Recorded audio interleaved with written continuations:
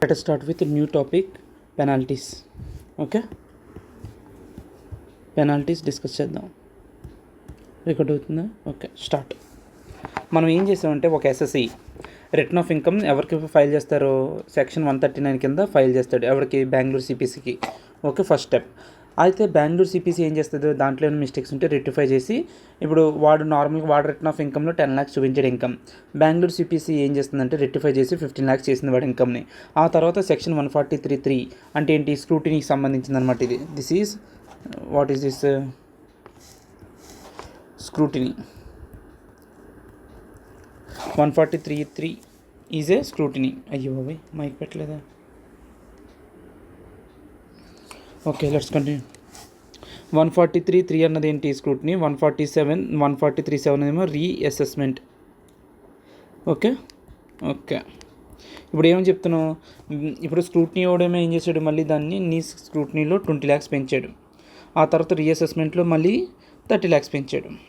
First లెవెల్లో మనం ఏం చూస్తామంటే బెంగళూరు సిపిసికి ఇప్పుడు ఏం చేస్తాం, మనం ఇప్పుడు కూడా ఏది ఇగ్నోర్ చేసేస్తామంటే రిటర్న్ ఆఫ్ ఇన్కమ్లో చూపించిన ఇన్కమ్ని మనం పట్టించుకోము.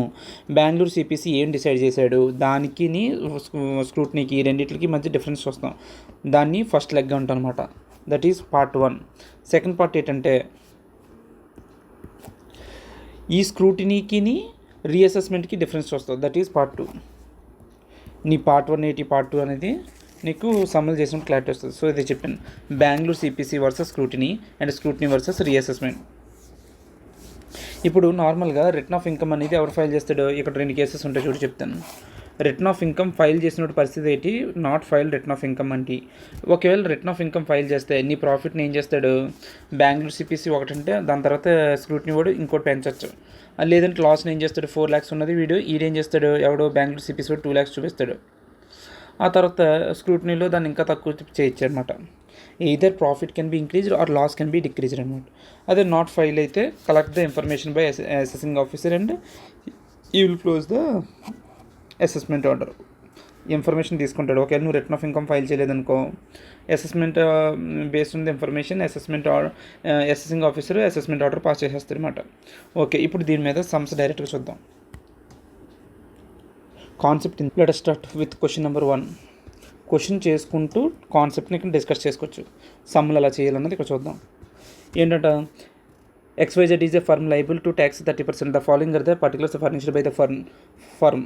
ఏంటంటే అవి 139(1) కింద రిటర్న్ ఆఫ్ ఇన్కమ్ చూపించాడు. 143(1) అంటే ఏంటి, బెంగళూరు సిపిసి 60 lakhs. 143(3) అంటే ఏంటి, స్క్రూటినీ 75 lakhs. 147(7)కి 95 lakhs. నీకు ఏం చెప్పాను, నీకు రోడ్ మ్యాప్ ఇక్కడ చెప్పాను చూడు. ఫస్ట్ ఇప్పుడు కూడా పార్ట్ 1 బెంగళూరు సిపిసికి అలాగే స్క్రూటినీకి మధ్య డిఫరెన్సెస్ చూస్తాం. అది పార్ట్ 1. నెక్స్ట్ ఏంటి, స్క్రూటినీకి రీఅసెస్మెంట్కి డిఫరెన్సెస్ చూస్తాం. ఓకే, ఫస్ట్ పార్ట్ ఏంటి, computation of penalty particulars amount. Assessment under section 143(3). First ఏం చేస్తాం మనం, అసెస్మెంట్ అండర్ సెక్షన్ 143(3) చేస్తాం అనమాట. ఇక్కడ ఇప్పుడు కూడా 143(3) కింద అండర్ రిపోర్టెడ్ ఇన్కమ్ ఇది అని చూపిస్తాం. ఎందుకు 143(3) అని చూపించాం, స్క్రూటినీ అనేది ఇందులో సెకండ్ స్టెప్. అంతే, స్క్రూటినీలోనే ఇంకా ఎక్కువ ఇన్ఫర్మేషన్ తెలుస్తుంది. ఇక్కడ ఏంటి 147 అన్నది ఎక్కువ ఇన్ఫర్మేషన్ తెలుస్తుంది. సో నువ్వేం చేయాలి, 143 అండర్ రిపోర్టింగ్ ఇన్కమ్ అని రాస్తావు ఫస్ట్. 143 అంటే 143(3) ప్రకారం నాకున్న ఇన్కమ్ ఎంత, 75 lakhs. ఆ తర్వాత 143(1). What is 143(1)? బెంగళూరు సిపిసి అది ఎంత చూపిస్తున్నాడు, బెంగళూరు సిపిసి 60 lakhs.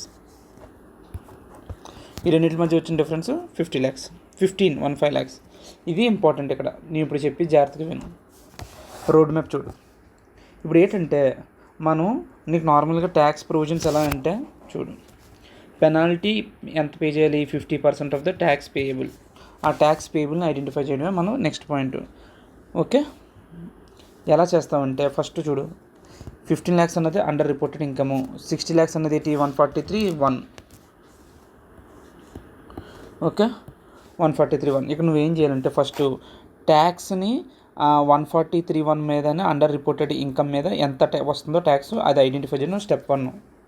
ఆ తర్వాత ఓన్లీ 143 మీద ఎంత వస్తుందో ఇన్కమ్ ట్యాక్స్ పేయబుల్ అది చెక్ చేయడం. ఆ తర్వాత 1 - 2 చేయాలి. ఓకేనా, అర్థమైందా? ఇప్పుడు 60 + 15 ఎంత? 75 lakhs. 75 lakhs మీద పేయబిలిటీ ఎంత?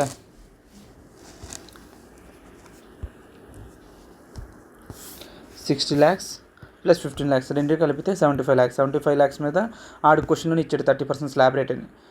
దీనికి ఫర్మ్ కాబట్టి 30% రేట్ అంటే ఎంత వచ్చింది? 23,40,000. నెక్స్ట్ ఇంకోటి ఏం చెప్పాను? ట్యాక్స్ ఆన్ 143(1) అంటే ఏంటి? ఓన్లీ దీని మీద మాత్రమే చేయాలి ఇండివిజువల్గా. 16 lakhs మీద 30% కడితే దాని మళ్ళీ హెల్త్ అండ్ ఎడ్యుకేషన్ సెస్ ఎంత వచ్చింది? 18,72,000. ఈ రెండింటి మధ్య డిఫరెన్స్ ఎంత వచ్చింది? 4,68,000. ఇదేంటి? Tax payable. ఈ ట్యాక్స్ పేయబుల్ మీద మనం ఎంత పే చేయాలి? పెనాల్టీ 50% పే చేయాలి. దాని మీద 50% ఎంత? 2,34,000. ఓకే. నెక్స్ట్ పార్ట్ 1 అయిపోయింది మనకి. ఇది అయిపోయింది. నెక్స్ట్ పార్ట్ 2కి వెళ్ళాలి. Scrutiny versus reassessment.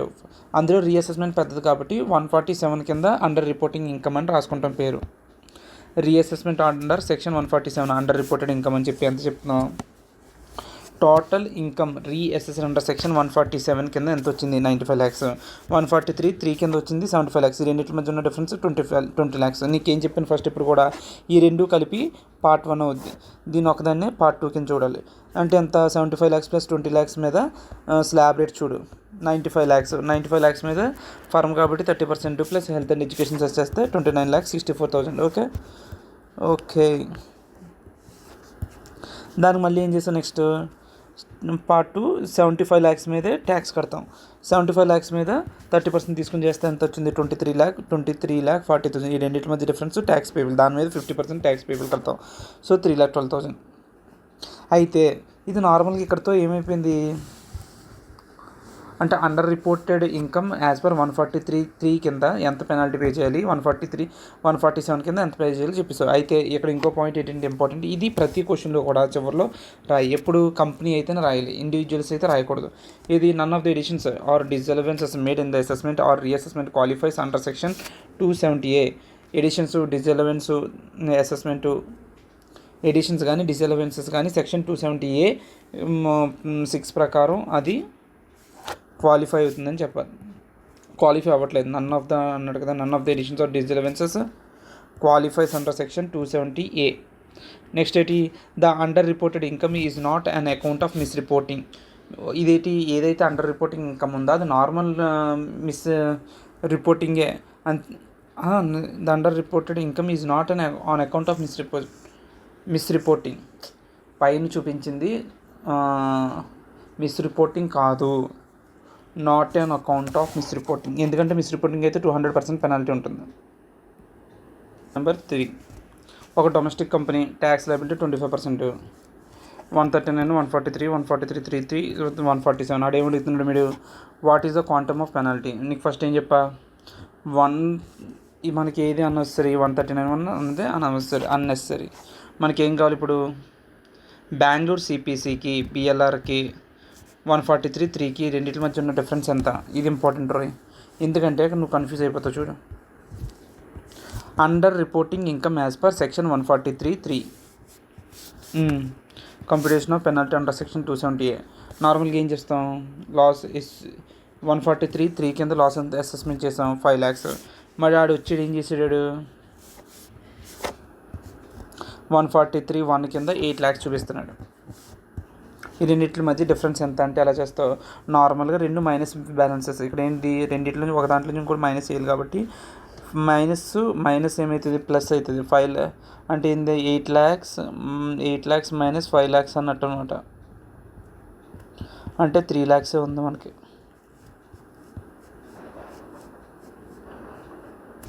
ఓకే, ఇప్పుడు నీకేం చెప్పా? నెక్స్ట్ ఇది ఏంటి? Under reporting income. ఇప్పుడు ఫస్ట్ చూడు, ఇక్కడ ఇంపార్టెంట్, దీని ఒక్కదాని మీద ఈ రెండింటి మీద ట్యాక్స్ క్యాలిక్యులేట్ చేయాలి, అది పార్ట్ 1. ఆ తర్వాత 80 lakhs మీద ట్యాక్స్ క్యాలిక్యులేట్ చేస్తావు, అది పార్ట్ 2. నార్మల్గా అయితే కానీ ఇక్కడ లాస్ ఉంది కాబట్టి ఎలా చేస్తాడు? డైరెక్ట్ డిఫరెన్స్ మీద కట్టేసాడు అనుకున్నాను నేను. ఇక్కడ లాస్ ఉంది కాబట్టి డైరెక్ట్ కట్టేసాడు. నువ్వు అసలు ఎందుకు అలా చేస్తున్నావు అన్నది ఈ క్వశ్చన్ అయిపోయిన తర్వాత చెప్పనా? ఎందుకంటే సర్చార్జ్ 10 lakhs 10 crores ఏదో ఉంటుంది, ఆ నెంబర్ దాటే సర్చార్జ్లోకి వెళ్ళిపోతుంది కాబట్టి దాన్ని సెపరేట్గా చూపిస్తాం. ఇక్కడ ఏంటి లాసెస్ కాబట్టి అది ఎప్పటికీ వెళ్ళదు సర్చార్జ్ కేటగిరీకి. అందుకే నేను చేస్తాను డైరెక్ట్ ఏమంటారు దాన్ని, ఏమంటారు దీన్ని, ట్యాక్స్ అండర్ రిపోర్టెడ్ ఇన్కమ్. ఈ అండర్ రిపోర్టింగ్ ఇన్కమ్ మీద 25% డైరెక్ట్ స్లాబ్. ఆడ క్వశ్చన్లోనే చెప్పారు కదా, ఫర్మ్ మీద 25% applicability 75,000 plus health and education cess 3,000, రెండు కలిపితే 78,000. ఇదేంటి ట్యాక్స్ పేబుల్. ఈ ట్యాక్స్ పేబుల్ మీద 50% నువ్వు ఏం చేయాలి, పెనాల్టీ పే చేయాలి, అంటే 39,000 is the answer. Reassessment under section 147. What is 147 చెప్పు. రీఅసెస్మెంట్ ఫస్ట్ ఏం చేయాలి, రీఅసెస్మెంట్ ప్రకారం ఎంత ఉంది మన బ్యాలెన్స్, 4 lakhs ప్రాఫిట్లోకి వెళ్ళిపోయింది, ఇది 4 lakhs. ఆ తర్వాత మనకి స్క్రూటినీ ప్రకారం 5 lakhs లాస్ ఉంది, 5 lakhs. అంటే ఇప్పుడు ఏం చేస్తావు, 4 lakhs మైనస్, ఇక్కడ మైనస్ చేస్తాం కాబట్టి మైనస్ ప్లస్ అయిపోతుంది, అంటే ప్లస్ 4 lakhs ప్లస్ 5 lakhs ఎంత, 9 lakhs అండర్ రిపోర్టెడ్ ఇన్కమ్. ఇదేంది నార్మల్గా అయితే ఇది 9 lakhs అనేది ప్రాఫిట్ వచ్చింది.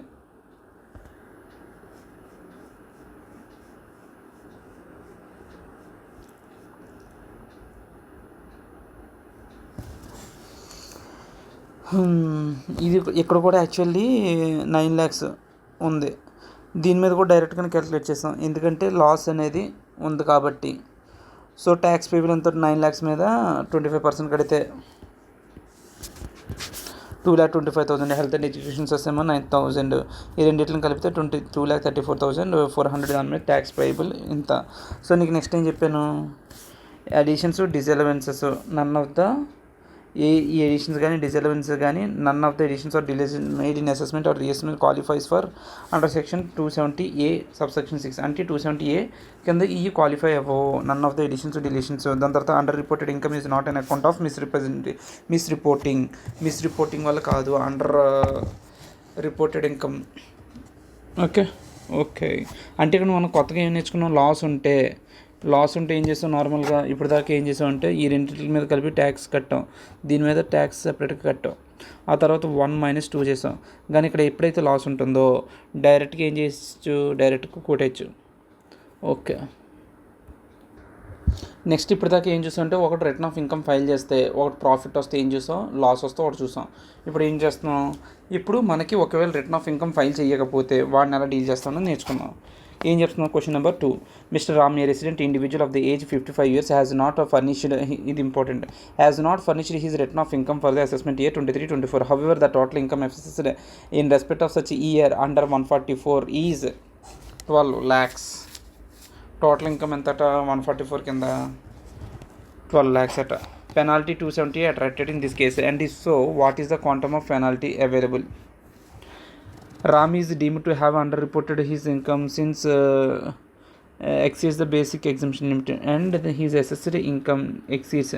ఓకే ఎప్పుడు అప్లికబుల్ అవుద్ది ఏదా, ఎప్పుడైతే వాడి income basic exemption limit exceed అవుతుందో అప్పుడు వాడి మీద ఏ ప్రొవిజన్స్ అప్లికబుల్ అవుతాయి. You have underreported his total income, since he has not filed his return of income and his assessed income exceeds the basic exemption limit. వాడు return of income file చేయలేదు, వాడు basic exemption limit the cross చేయలేదు, and penalty under section 270 is leviable in this case. Basic exemption limit exceed అయ్యాడు exceeds the basic exemption limit అని దాని అర్థం. అప్పుడు ఏం చేస్తాం, దాని మీద అడుగు పెనాల్టీ పే చేయాలి. Let us see. ఏముంది క్వశ్చన్ ఇక్కడ, however the total income assessed in respect of such a year under section 144 is 12 lakhs and is a priority.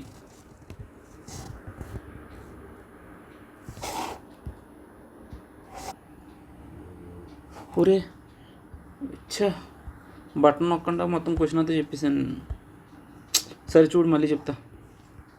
ఏం లేదురా, వీడు రిటర్న్ ఆఫ్ ఇన్కమ్ ఫైల్ చేయలేదు, వాడు టోటల్ ఇన్కమ్ ఎంత ఉంది, 12 lakhs ఉంది. ఈ 12 lakhs మీద మనం వాడికి బేసిక్ ఎగ్జామ్ లిమిట్ ఎంత ఉంది, 2,50,000 తీసేస్తే 9,50,000. బట్ వాడు రిటర్న్ ఆఫ్ ఇన్కమ్ ఫైల్ చేయలేదు కాబట్టి వాడికి బేసిక్ ఎగ్జామ్ లిమిట్ అనే ఆప్షన్ ఇస్తామంటే ఇవ్వం. వాడు మొత్తం 12 lakhs మీద ట్యాక్స్ పే చేయాలి. 12 lakhs మీద ట్యాక్స్ పే చేయాలంటే ఎలా చేస్తావు, ఫస్ట్ 1,12,000, ఫస్ట్ 10 lakhs మీద 1,12,500 tax payable, next 2 lakhs last category 30%. So 1,72,500 plus health and education cess total tax payable ఎంత, దాంట్లో ఎంత 50% ట్యాక్స్ పేబుల్ అంటే ఎంత 89,700. నార్మల్గా మనం ఏం చేసాం, లాస్ట్లో 2 పాయింట్లు కంపల్సరీ రాయాలని చెప్పాను. ఏంటి ఆ పాయింట్లు? 270A సబ్సెక్షన్ 6 ఏంటది? ఎడిషన్స్ కానీ none of the additions are disallowances none of the additions కానీ additions are disallowances made in the assessment or అసెస్మెంట్లో కానీ reassessment qualifies under section 270A subsection 6. అది వేరే చాప్టర్లో వస్తుంది, అక్కడ చెప్దాం. ఇక్కడ జస్ట్ గుర్తుంచుకో, ఏంటి ఎడిషన్స్ కానీ డిసెలవెన్సెస్ ఎందులో అసెస్మెంట్లో కానీ రీఅసెస్మెంట్లో చేసినప్పుడు క్వాలిఫైస్ అండర్ సెక్షన్ 270A. అది 270A కింద క్వాలిఫై అవ్వకూడదు ఫస్ట్ ఆఫ్ ఆల్. దాని తర్వాత ఆ ఇన్కమ్ ఏం అవ్వకూడదు, not on account of miss reporting ఇక్కడ కూడా రాస్తాం. It is assumed that the underreported income is not on account of misreporting. Okay, with this we completed this. Let's go to next topic. ఏంటి? Concept notes.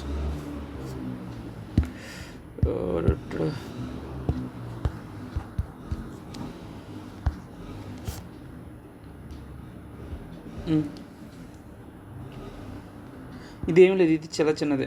నువ్వు ఒక IT income tax department వాడికి banks ఏం చేయాలంటే ఎప్పటికప్పుడు information provide చేస్తూ ఉండాలి. దాన్ని ఏమంటారంటే ఎస్ఎఫ్టీలో ఏం చేస్తుంది, బ్యాంకు వాళ్ళ యొక్క కస్టమర్స్ యొక్క ఇన్ఫర్మేషన్ని ఇన్కమ్ ట్యాక్స్ వాళ్ళకి ఎప్పటికప్పుడు ఇస్తూ ఉండాలి అనమాట. నార్మల్ ప్రొవిజన్ అంటే ఇది ఫస్ట్ 1 ఇయర్ ఏప్రిల్ నుంచి మార్చ్ వరకు విత్ 31st లాస్ట్ ఎప్పుడు 31st మేలో is the last day to file SFT. ఇది బ్యాంక్స్ ఇన్కమ్ ట్యాక్స్ వాడికి ఫైల్ చేయాలి. ఒకవేళ ఫైల్ చేయకపోతే వాడు ఏం చేస్తాడు, ఇన్కమ్ ట్యాక్స్ వాడు ఫర్దర్ ఎక్స్టెండ్ చేసి ఎంతవరకు ఇచ్చాడు, ఫర్ ఎగ్జాంపుల్ ఇక్కడ 31st అక్టోబర్కి ఇచ్చాడు, అప్పుడు కూడా మనం పే చేయలే. నెక్స్ట్ మళ్ళీ ఇప్పుడు ఇచ్చాడు 15th నవంబర్, మనకి ఇంకో డేట్స్ ఇచ్చాడు, అప్పటికన్నా పే చేయని. ఇప్పుడు ఏం చేస్తాడంటే ఇక్కడ మనం గుర్తుంచుకోవాల్సింది ఇంపార్టెంట్, పెనాల్టీస్ ఎంత. మనకు ఫస్ట్ ఏం చెప్పాడు, 31st మేకి పే చేయాలని చెప్పాడు, కానీ మనం పే చేసామంటే పే చేయలే. ఆ తర్వాత నెక్స్ట్ డేట్ ఎప్పుడు ఇచ్చాడు, 30th అక్టోబర్ ఎప్పుడు ఇచ్చాడు, 31st అక్టోబర్. అయితే ఈ గ్యాప్లో మనకి ఎంత పడుతుందో నెంబర్ ఆఫ్ డేస్ ఇంటూ ఈ గ్యాప్లో అయితే 500 rupees per day, everyday 500 rupees. అదే నువ్వు ఆల్రెడీ ఒక నోటీస్ ఇచ్చిన తర్వాత కూడా నువ్వు రెస్పాండ్ అవ్వలేదు అనుకో, నార్మల్గా 31st మే కల్లా నువ్వు ఎస్ఎఫ్టీ ఫైల్ చేయలేదు, ఆ తర్వాత నీకు ఫస్ట్ నోటీస్ ఇచ్చిన సరే నువ్వు సరిగ్గా రెస్పాండ్ అవ్వలేదు కాబట్టి ఏది సెకండ్ మళ్ళీ 15th, ఈ రెండింటి మధ్య గ్యాప్ 1000 రూపీస్ పెనాల్టీ పే చేయాల్సిందే అంటాడు. Okay, with this let's go and solve questions. ఇక్కడ క్రక్స్ ఏమీ లేదురా, వీడు ఇక్కడ ఇది ఒక బ్యాంక్ పేరు చెప్పాడు, ఆ బ్యాంక్ పేరు ఏంటంటే ప్రైవేట్ బ్యాంకు. వాడు ఏం చేయలేదు, statement of SFT in relation to specified financial transaction for the financial year 22-23 ఏం చేయలేదు, వీడు ఫైల్ చేయకపోతే వీడు ఇన్కమ్ ట్యాక్స్ నోటీస్ వచ్చింది. ఎప్పుడు లోపల పే చేయమనేది 1st అక్టోబర్ నుంచి 31st అక్టోబర్ 23 అనేది లాస్ట్ డేట్. ఓకే, అంటే 31st అక్టోబర్ అనేది ఫస్ట్ లాస్ట్ డేట్. అప్పుడు కూడా ఫైల్ చేయలేదు. మళ్ళీ నెక్స్ట్ స్టేట్మెంట్ ఎప్పుడు ఇచ్చాం, bank however furnished the statement only on 15th నవంబర్ని ఇచ్చింది. అయితే నీకేం చెప్పాను, ఫ్రమ్ ది ఇయర్ ఎండ్ దగ్గర నుంచి ఎప్పుడైతే ఫస్ట్ వాడు నోటీస్ ఇస్తాడో అప్పటి వరకు అయితే 500 రూపీస్, అది దాని తర్వాత ఎప్పుడన్నా అంటే 1000 రూపీస్ పర్ డే. ఇప్పుడు అదే చెప్తాం కదా చూడు, 500 పర్ డే కంటిన్యూయింగ్ డిఫాల్ట్. ఎప్పటి నుంచి అది, మార్చ్ తర్వాత ఏప్రిల్ కదా, 1st ఏప్రిల్. అదేంటి 1 సెకండ్ చెప్పడం మర్చిపోయింది చూడు. వీటికి నార్మల్గా డ్యూ డేట్ ఎప్పుడు, ఇయర్ ఎండ్ నుంచి ఎప్పుడు లోపల పే చేయాలంటాడు. యాక్చువల్లీ 31st మేలో కల్లా పే చేయాలి. 31st మే. ఇక్కడ ఏమైంది, 31st మే అంటే 31st మే నుంచి 31st అక్టోబర్కి లెక్కెట్టుకోవాలి. అంటే ఇక్కడ ఎలాగంటే టైం లైన్ చూడు,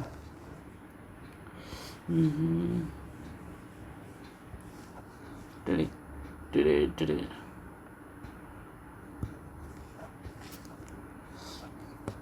ఇక్కడ 31st మే ఉందనుకో, 31st మే నుంచి క్యాలిక్యులేట్ చేయాలి. అది యాక్చువల్గా వాడు డ్యూ డేట్ ఇప్పుడు 31st మే, అక్కడి నుంచి నెక్స్ట్ స్టేట్మెంట్ ఎప్పుడు లోపల అంటే 31st మే అంటే ఏంది, జూన్ మంత్ ఎంత, వాడికి ఎన్ని డేస్ ఇచ్చే time limit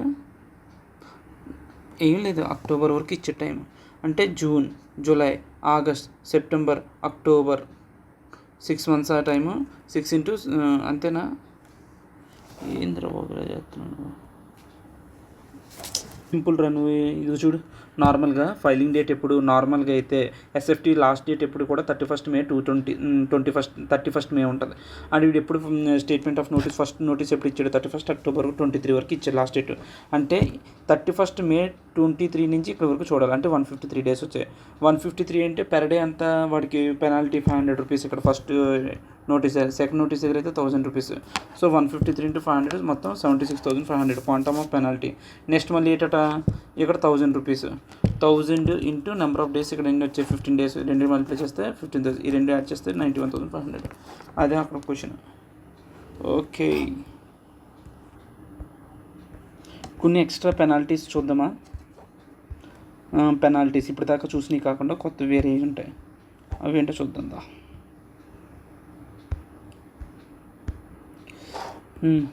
other penalties, failure to get books of accounts audited under section 44B అయితే 0.5% of the sale turnover or gross receipts or 1,50,000 whichever is lower 0.5% of the sales turnover or gross receipts or 1,50,000 whichever is lower. Failure to keep maintain or retain books of accounts as required by 44AA. Books of accounts సరిగ్గా maintain చేయకపోతే ఎంత fine, penalty 25,000 అనేది penalty. ఈ penalty MCQs కింద అడగడానికి chances ఉంటాయి. Next ఏంటంటే comply with direction issued under section 142(2A). అంటే ఏంటి, ఇన్ఫర్మేషన్ ఫైల్ చేయమంటే చేయట్లేదు అనుకో, అప్పుడు నీకు పెనాల్టీ ఎంత 10,000. అయితే fail to furnish report of CA under section 92E. అంటే ఏంటి,